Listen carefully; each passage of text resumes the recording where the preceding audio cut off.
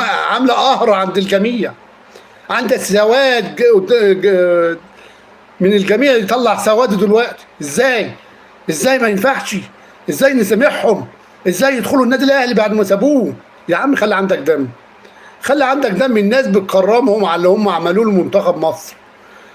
ابناء النادي الاهلي عملوا كرامه للرياضه المصريه، عملوا انجاز واعجاز للكرامه للرياضه المصريه، وهم ابناء النادي الاهلي بمنتخب الاهلي. عشان الايه المريض يزعل، منتخب مصر هو منتخب الاهلي، منتخب مصر من ابناء مصر يا جهله، اللي هو حسام عبد المجيد ومهند لاشين وابراهيم عادل، واخد بالك؟ كل دول منتخب مصر مش منتخب الاهلي.